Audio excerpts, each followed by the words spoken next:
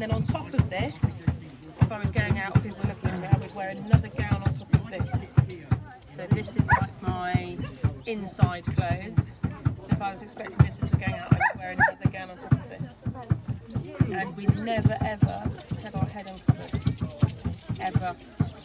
We were very religious people, and we believed that it was unpious, if you like, to have your head uncovered.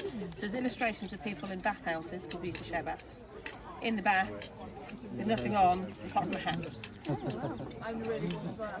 we had to wear hats all the time. Can you imagine that? It's alright. Yeah, there you go.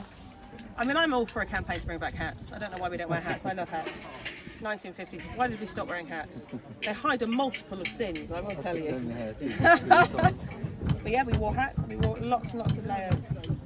I have to say, they're quite cool. They're not as hot as you think. This one's quicker because this is obviously nettles, it's quite thick. Whereas wool was a lot thinner now, so a lot thinner than our wool now. So it was very thin, so you would have had a couple of layers of wool. It's quite wicking and cooling actually. That's what I keep telling myself on days like this. But it's quite cooling. Yeah, lots of layers. You're welcome. Enjoy your day.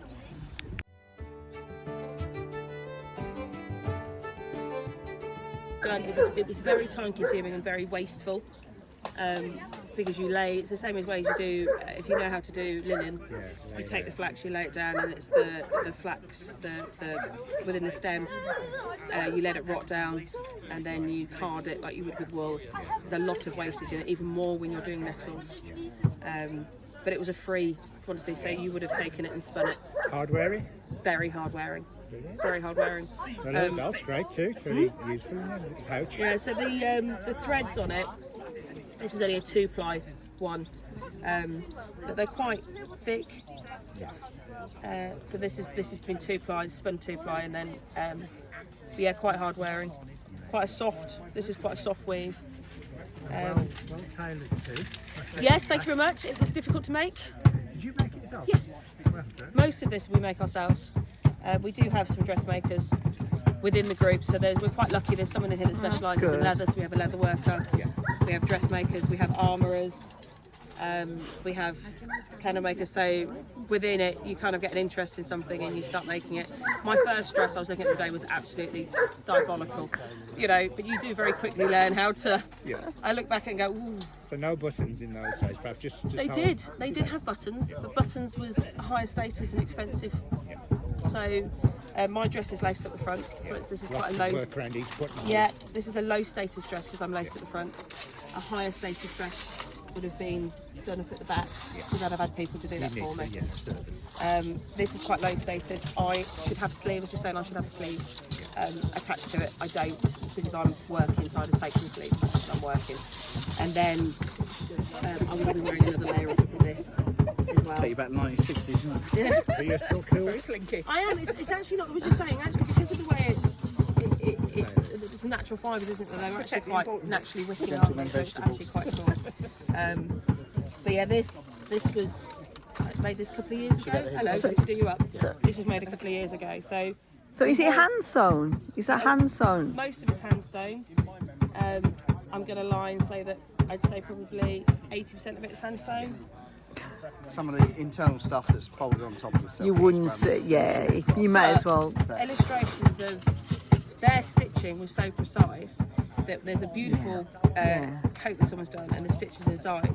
You would think it's machined because it's so precise. I've seen that before, yeah.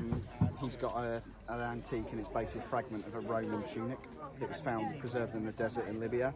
Yeah. And I looked at it, and you would think it's at that machine point I went, stitched. do you know what? So the argument about hand precise. stitching versus machine stitching, honestly, it's One of our because girls they did it every day.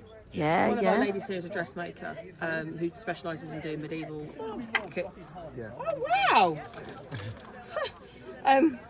That's amazing. That's amazing. Thank you so much. That's fantastic. Wow. And that's brilliant. Where she does everything hand stitched, and I can't. I aspire to that level of stitching. How she does it, my eyesight doesn't let me do it, if I'm honest. But she'll sit there stitching. So all of these would have been hand stitched, and precisely done as well. So that's A rosary. it is a rosary. We won't forget how religious we were. Rosaries looked slightly different. Right. So they had a slightly different look to them, and depending on my status is the Right. size and the beads that I would have used. Yeah. Once again, Alex, this is not an expensive rosary. Grab out the So box. we didn't have cap pockets. Pockets are a modern thing. Right. They tie everything to your So belt. everything was. So I've got everything was tied to the belt. We didn't have pockets. And, Pockets. We still. I mean, no offence, ladies, we still don't have pockets, do we? We all crave a dress with pockets. Let's not lie. And your pair of scissors. I got a handy pair of scissors, and then I've got my needle case as well. So you're ready to repair? I am To the ready moment's pair, and I've notice? got my pouch because I didn't have And what would you carry in that? Your coins. coinage, tissues, Right. same kind of thing as you carry in your handbag, really. Right, okay. I won't say what's in this one, but What's in mine over there is flint and steel, Yeah. highlight material. Yeah. I've got to think about that. And we've got a friend of mine who does bushcraft, and he keeps a charred coal, basically an ember. He keeps that in this mushroom. It just stays alive for hours. yeah. Apparently, Aborigine, it's an Aboriginal trick as well. They do. But So lots of I've things always just- got flint and steel. We with me and normally, I timber. haven't today, but I've normally also got a knife and a pricker attached to my belt. So we had this conversation once with the BBC actually saying that this whole modern sort of concoction of disposable, we were using that years ago. So we carried our belt would have been a knife and a pricker at all times that have been on there. It'd been handy for food, handy for cutting, a bit like a pen knife. We'd have had that attached to us. I haven't got mine on at the minute. I've taken it off. We would have had that, and obviously our plates and cups were disposable. They're made out of pottery, which is why we have so much evidence of pottery, because they were smashed and just put away. And then a new one was made, all So just fired on the top, is it? Just glazed on the top. just glazed, and then little wooden turned Fabulous. bowls, Do that one. and then obviously glass was. We do have some glass that's very high status. Oh, really? Glass, Right. very high status. You've been out to Germany.